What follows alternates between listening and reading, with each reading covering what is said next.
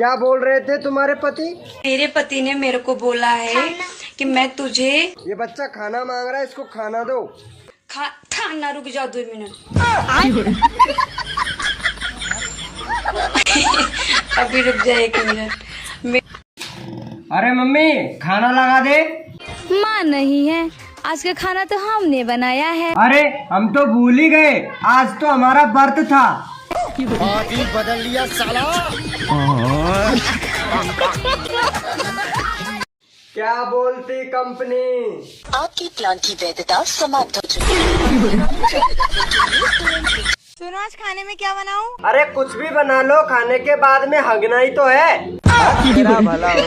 हे प्रभु, हे हरि राम कृष्ण जगन्नाथ प्रेमानंद, ये क्या हुआ? तुम दारू पिया, तुमने ब्याह के पहले काहे नहीं बताई? तुम खून पीते हो, तुमने बताया?